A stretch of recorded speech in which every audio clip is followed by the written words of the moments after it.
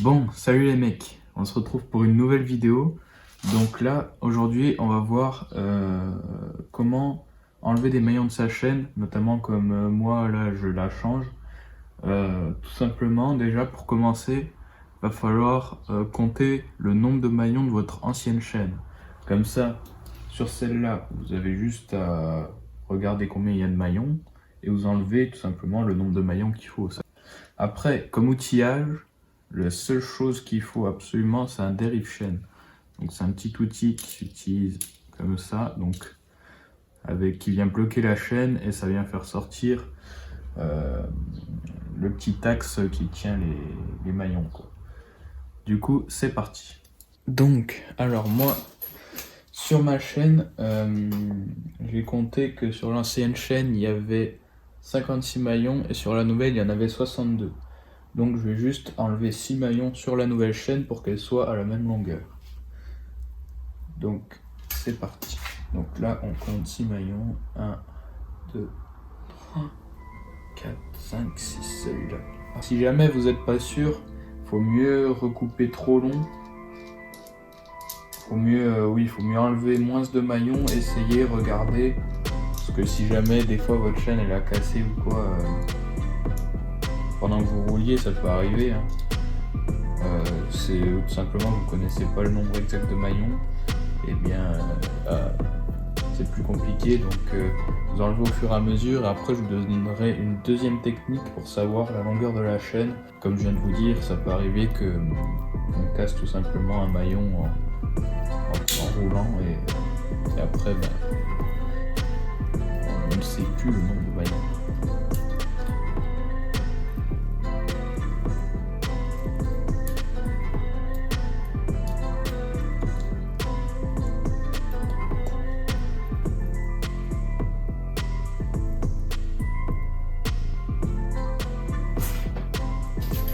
Deuxième technique pour savoir la longueur de la chaîne, comment il faut la recouper.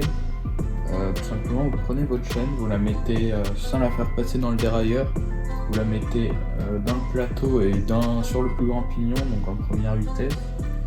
Donc en fait, il faut que votre chaîne elle soit le plus tendue. Donc par exemple, si vous avez 3 plateaux, vous le mettez sur le plus grand plateau, première vitesse, 2 plateaux, la même chose, etc. Donc quand vous la tendez là, votre chaîne elle doit être quasiment elle doit être au maximum, elle doit à peine se rejoindre normalement. Bon, en général on laisse toujours 1 ou 2 maillons de long. Alors je vous arrête la team, je voulais tout simplement vous dire, vous expliquer pourquoi je dis qu'il faut laisser 2 maillons. C'est tout simplement parce que lorsque vous enfoncez votre amortisseur, lorsque votre amortisseur va se comprimer, ça va tendre la chaîne. Donc si vous voulez faire les choses proprement et de manière sûre, il vous faut dégonfler votre amortisseur et le comprimer au maximum pour voir exactement la longueur de la chaîne sur le plus grand pignon et le plus grand plateau. Mais si jamais vous n'avez pas le choix, si vous pouvez pas dégonfler votre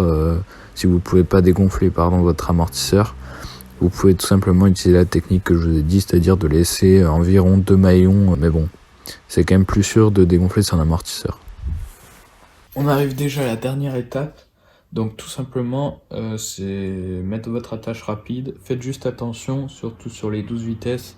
Il me semble que les autres en 9 vitesses, tout ce qui est en monoplateau, il y a un sens pour l'attache rapide. Le reste, il me semble pas, mais peut-être que je dis une bêtise.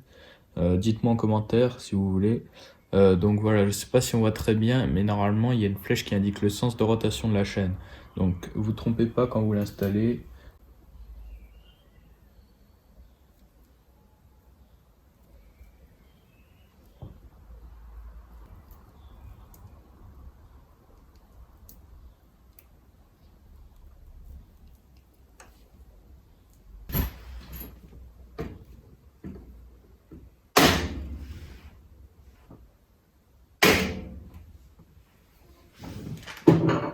Voilà, donc petite technique pour clipser bien correctement votre attache rapide. Vous la mettez à ce niveau-là, là, et vous tapez un coup sec sur la manivelle en freinant, ça permet de la bloquer. Voilà, donc le petit tuto touche à sa fin. J'espère qu'il vous aura aidé. Dites-le moi en commentaire. Et moi, je vous dis à la semaine prochaine pour une nouvelle vidéo.